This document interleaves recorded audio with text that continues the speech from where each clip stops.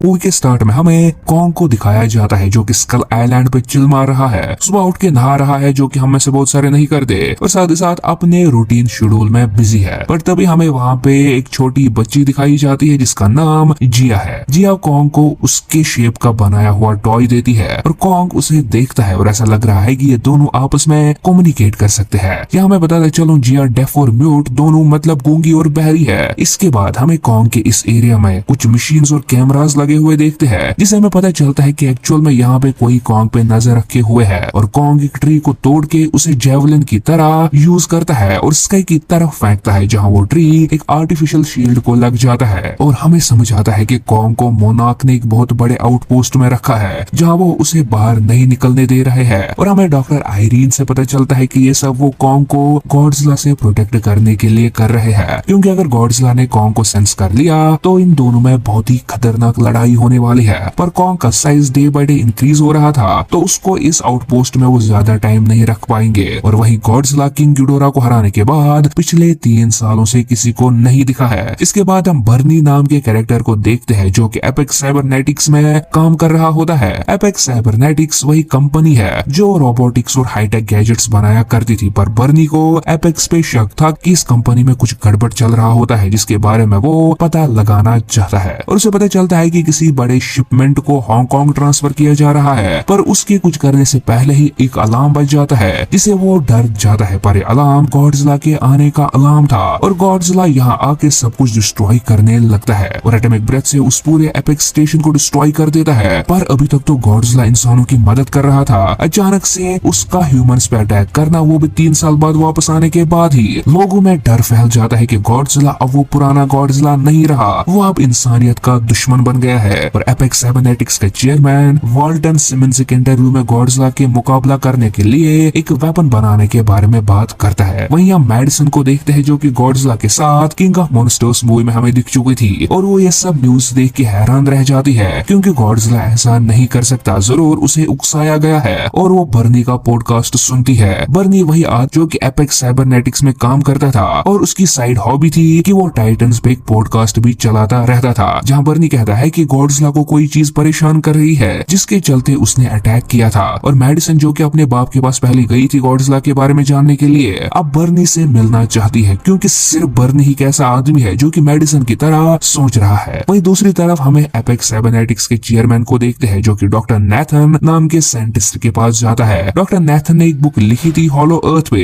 Hollow अर्थ में exist करने वाली एक बहुत ही बड़ा एरिया है जहाँ से सब टाइटन्स ने जन्म लिया और वहाँ पे एक ऐसा एनर्जी सोर्स है जिससे सब टाइटन्स को अपनी पावर मिलती है। बट डॉक्टर नेथन ने ये सब अपनी बुक में एक थ्योरी की तरह लिखा था। बट एपेक्स का चेयरमैन उसे कहता है कि ये सब सच है और वो बहुत टाइम से हॉलो अर्थ पे रिसर्च कर रहे हैं और जो वेपन वो गॉडजिला को हराने के लिए बना रहे हैं उसके लिए उन्हें हॉलो अर्थ की एनर्जी की जरूरत पड़ेगी। पर डॉक्टर नेथन कहता है कि चलो हॉलो अर्थ एग्जिस्ट करता है पर वहाँ हम जाए कैसे, जिसपे वॉल्टर सिमंस एपेक्स का हेड कहता है कि उन्होंने हीव नाम के व्हीकल्स बनाए हैं जो कि हॉलो अर्थ में ट्रैवल करने के लिए उनकी हेल्प करेंगी। पर हॉलो अर्थ के बहुत सारे रास्ते हैं जिनके बारे में सिर्फ टाइटन्स को पता है, इसलिए उन्हें किसी टाइटन की हेल्प लेनी पड़ेगी जो कि उन्हें हॉलो अर्थ का रास्ता दिखा सकता है। अब डॉक्टर नेथन मान जाता है और वो डॉक्टर एरिन से मिलने जाता है जो कि उसकी कोलीग थी और दोनों डिस्कस करते हैं कि स्कल आइलैंड पे प्रेजेंट आउटपोस्ट अब कॉन्ग को ज्यादा टाइम और नहीं रोक सकता, उसे यहाँ से शिफ्ट करना होगा और हॉलो अर्थ से बेहतर जगह उन्हें नहीं मिलेगी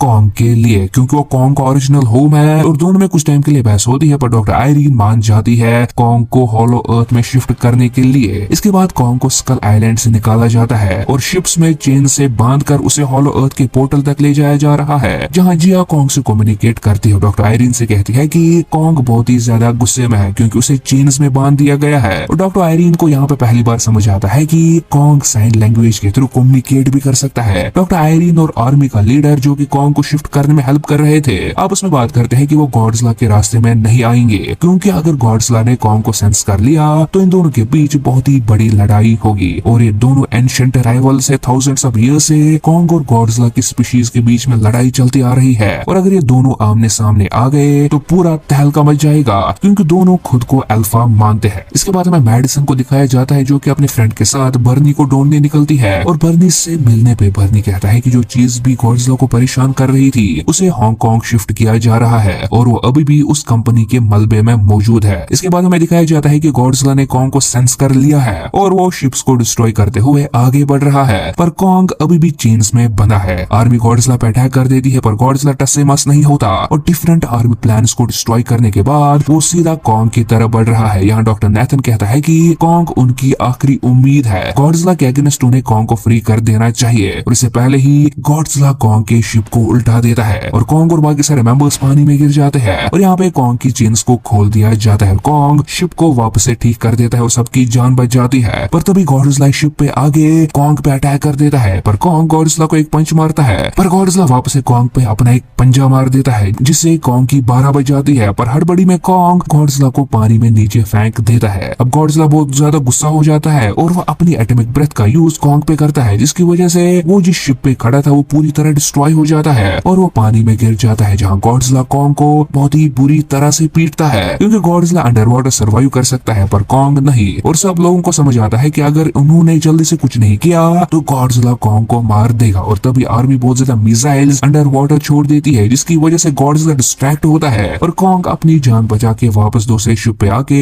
सांस लेता है, पर अभी भी गॉडजिला वहीं था। अब डॉक्टर नेथन कहता है कि उन्हें सब सर्वाइविंग शिप्स की लाइट्स और इंजन्स को बंद कर देना चाहिए, जिसकी वजह से गॉडजिला को लगेगा कि वो हार गए और ऐसा करते ही गॉडजिला उन पे अटैक करना बंद कर देता है। पर आगे रास्ते में गॉडजिला फिर से उन पे अटैक कर सकता है, जिसके लिए डॉक्टर नेथन कहता है कि वो कॉन्ग को बाय एयर ट्रांसपोर्ट करेंगे क्योंकि वैसे गॉडजिला उन पे ज्यादा अटैक नहीं कर पाएगा। और ऐसा ही वो करते भी है। वहीं दूसरी तरफ मेडिसन बर्नी और उसका दोस्त उसी कंपनी में वापस जाते हैं ये ढूंढने के लिए कि आखिरकार वो कौन सी चीज थी जो गॉडजिला को यहाँ अटैक करने पे मजबूर कर रही थी। पर वहाँ पहुंचते ही वो बहुत बड़े टाइप ऑफ टाइटन एग्स देखते हैं, बट कुछ करने से पहले ही वहाँ के सारे दरवाजे लॉक हो जाते हैं और उन्हें समझ आता है कि वो एक्चुअल में एक टाइप ऑफ व्हीकल में फंसे हुए हैं जो कि अब उन्हें हांगकांग ले जा रहा है। वहीं दूसरी तरफ मोना कॉन्ग को हॉलो अर्थ के पोर्टल के थ्रू ले जाने में सक्सेसफुल हो जाते हैं, पर कॉन्ग हॉलो अर्थ में नहीं जाना चाहता था, जहाँ डॉक्टर आयरीन और नेथन जिया की हेल्प लेके जिया कॉन्ग से कहती है कि हॉलो अर्थ उसका एक्चुअल होम है और वहाँ पे और भी कॉन्ग के जैसे टाइटन्स प्रेजेंट है और मे बी कॉन्ग की फैमिली भी वहाँ हो सकती है। और ये सुन के कॉन्ग उस हॉलो अर्थ पोर्टल के थ्रू जंप मार देता है और बाकी सारे ही व्हीकल्स में बैठ के कॉन्ग के पीछे हो लेते हैं, जिसमें एपेक्स कंपनी के कुछ लोग भी थे जो कि हॉलो अर्थ के एनर्जी के पीछे थे। हॉलो अर्थ पे पहुंचते ही हमें दिखाया जाता है कि हॉलो अर्थ बहुत ही ज्यादा खूबसूरत है और यहाँ पे हमें बहुत सारे डिफरेंट टाइप ऑफ टाइटन्स भी देखने को मिलते हैं और यहाँ दोनों साइड से लैंड प्रेजेंट है और बीच में एक नॉन ग्रेविटी जोन प्रेजेंट है जहाँ पे रॉक्स फ्लाई कर रही है। अब जैसे जैसे कॉन्ग अपने होम की तरफ बढ़ता जा रहा था वैसे वैसे बाकी सब भी अपने फ्लाइंग व्हीकल से उसके साथ चल रहे थे, पर अचानक से एक फ्लाइंग स्नेक टाइटन उन पे अटैक कर देता है जिसका नाम नज़ुकी बताया गया है या जिसे हम सब वॉरबैट के नाम से जानते हैं। एक व्हीकल को डिस्ट्रॉय करके जैसे वॉरबैट जिया वाले व्हीकल पे अटैक करने वाला था वहीं कॉन्ग उसे पीछे से पकड़ के पटक देता है और उसे मार डालता है और उसका सर काट के उसके ब्लड को पीने लगता है। और उसके बाद ये अपनी जर्नी कंटिन्यू रखते हैं जहाँ कॉन्ग को अपना होम मिल जाता है। वहाँ पहुंचते ही कॉन्ग को दरवाजे पे एक ही बहुत ही बड़ा हैंड प्रिंट देखने को मिलता है जो कि उसके स्पीशीज में से ही किसी का था। दरवाजा खुलने पे कॉन्ग देखता है कि अंदर एक बड़ी सी केव है पर वहाँ पे कोई भी नहीं है। कॉन्ग अपनी स्पीशीज को ढूंढने लगता है पर उसे वहाँ पे कोई नहीं मिलता, सिर्फ कुछ हड्डियां मिलती है जिसके साइड में उसे एक वेपन पड़ा दिखता है। ये वेपन गॉडजिला के डोर्सल प्लेट से बना है और कॉन्ग इसे अपने पास रख लेता है। वहीं दूसरी तरफ मेडिसन और बर्नी हांगकांग पहुंच जाते हैं जहाँ उन्हें पता चलता है कि एक्चुअल में एपेक्स साइबरनेटिक्स गॉडजिला को हराने के लिए उसके जैसा ही रोबोट बना रहे हैं जिसका नाम वो मेगा गॉडजिला रखते हैं। और यहाँ पे मेगा गॉडजिला की टेस्टिंग चल रही होती है जहाँ मेगा गॉडजिला के सामने एक बहुत ही बड़ा टाइटन स्कल क्रॉलर डाल दिया जाता है जिसे मेगा गॉडजिला बड़ी आसानी से डिस्ट्रॉय तो कर देता है पर वो बीच में ही बंद पड़ जाता है क्योंकि उसकी एनर्जी खत्म हो जाती है। और इसी चीज के लिए वॉल्टर साइमंस जो कि एपेक्स कंपनी का हेड है वो हॉलो अर्थ की एनर्जी चाहिए थी ताकि वो मेगा गॉडजिला को अपनी फुल पावर पे यूज कर पाए। पर मेगा गॉडजिला को एक्टिवेट करने पे गॉडजिला उसे सेंस कर लेता है और वो हांगकांग पहुंच जाता है जहाँ वो डिस्ट्रक्शन प्रोड्यूस करने लगता है। वहीं दूसरी तरफ कॉन्ग हॉलो अर्थ के एनर्जी रेडिएशन को ढूंढ लेता है जिसे उसकी एक्सिया रिसेंटली मिला हुआ वेपन भी चार्ज होने लगता है और एपेक्स साइबरनेटिक्स के लोग हॉलो अर्थ के इस एनर्जी सोर्स से कुछ सैंपल हांगकांग भेज देते हैं। पर जब डॉक्टर आयरीन और नेथन को उनके प्लान के बारे में पता चलता है तो वो उन्हें अपोज करते हैं पर एपेक्स साइबरनेटिक्स के लोग उन पे हमला कर देते हैं और जैसे ही वो अब एनर्जी सोर्स लेके अपनी शिप में बैठते हैं तो कॉन्ग को समझ आता है कि जिया खतरे में है तो वो एपेक्स साइबरनेटिक्स के सारे लोगों को मार डालता है। और वहीं सरफेस पे गॉडजिला सेंस कर लेता है कि कॉन्ग हांगकांग के नीचे ही हॉलो अर्थ में प्रेजेंट है तो वो अपनी एटॉमिक ब्रेथ को जमीन पे दे मारता है जिसकी वजह से हॉलो अर्थ तक एक टनल बन जाती है और कॉन्ग इसी टनल के थ्रू हांगकांग आ जाता है। गॉड गॉडजिला से लड़ने के लिए। और हांगकांग में इन दोनों की बहुत ही खतरनाक लड़ाई होती है, जहाँ हंड्रेड्स ऑफ बिल्डिंग्स डिस्ट्रॉय होती है। कॉन्ग को अपने वेपन से थोड़ा एडवांटेज मिलता है, क्योंकि गॉडजिला की एटॉमिक ब्रेथ उसका वेपन एब्जॉर्ब कर सकता था, जिसके चलते कॉन्ग गॉडजिला को अच्छी खासी फाइट देता है। पर इस सब गॉडजिला को और ज्यादा गुस्सा दिलाती है, जिसके चलते वो रैम्पेज मोड में चला जाता है और कॉन्ग को बहुत बुरी तरह से मारने लगता है और अपनी लेग कॉन्ग की चेस्ट पे रख के रोर करने लगता है, जिसपे कॉन्ग वापस से रोर करता है, पर फिर नॉकआउट हो जाता है और गॉडजिला वहां से निकल जाता है। वहीं दूसरी तरफ हॉलो अर्थ की एनर्जी मेगा गॉडजिला तक पहुंच गई है और वो एक्टिवेट हो जाता है। पर मेगा गॉडजिला को कंट्रोल करने के लिए किंग गिडोरा के स्कल को यूज किया जा रहा था, जिसे कि वही आदमी मॉनिटर कर रहा था जो कि नेथन के पास वाल्टर सिमंस के साथ सबसे पहले आया था। और फन फैक्ट ये है कि ये बंदा डॉक्टर सेरोजावा का बेटा है, जो कि हमें Godzilla king of monsters movie में देखने को मिला था। पर ये अब सब सेटअप बैकफायर होता है और किंग गिडोरा का हेड मेगा गॉडजिला का कंट्रोल ले लेता है और सबसे पहले वो एपेक्स साइबरनेटिक्स के हेड वाल्टर को मार डालता है। उसके बाद बिल्डिंग को डिस्ट्रॉय करके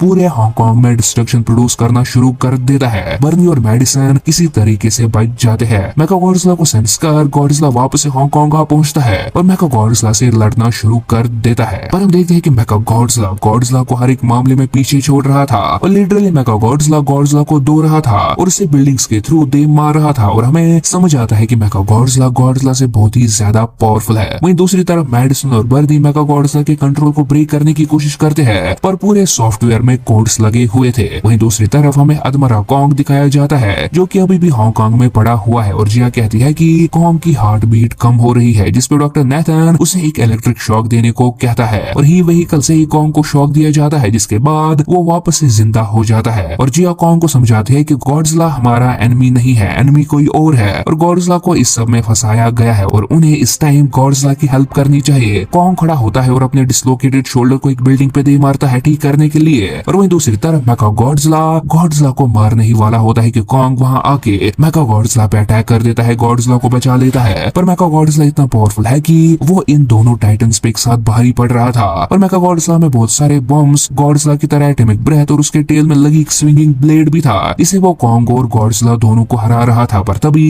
कॉन्ग को अपनी एक्स की तरफ नजर पड़ती है और वो उसका यूज करता है मेगा गॉडजिला पे, पर इस एक्स का मेगा गॉडजिला पे कोई असर नहीं होता क्योंकि ये चार्जड नहीं थी। और मेगा गॉडजिला कॉन्ग को पकड़ के अपनी टेल से उसे मारने ही वाला होता है कि तभी मेडिसन और बर्नी सॉफ्टवेयर को बंद तो नहीं कर पा रहे थे, इसलिए बर्नी उस मशीन पे अपनी शराब डाल देता है, जिससे वो सिस्टम कुछ टाइम के लिए खराब हो जाता है और मेगा गॉडजिला कुछ टाइम के लिए बंद पड़ जाता है। और इसी टाइम में कॉन्ग खुद को बचा लेता है और गॉडजिला अपनी एटॉमिक ब्रेथ से कॉन्ग के एक्स को चार्ज कर लेता है। और जैसे ही मेगा गॉडजिला वापस से ऑनलाइन आता है तो कॉन्ग अपनी चार्जड एक्स का यूज करके मेगा गॉडजिला के पीसेस कर देता है और एंड में उसका सर दर से अलग कर देता है। अब मेगा गॉडजिला को हराने के बाद कॉन्ग और गॉडजिला दोनों आमने सामने होते हैं और दोनों फाइट के लिए रेडी भी है। पर गॉडजिला वहां से निकल जाता है और कॉन्ग बहुत ज्यादा थक गया होता है और थकआउट और इंजर्ड होने की वजह से गिर पड़ता है और यहाँ पे ये फाइट खत्म होती है। इसके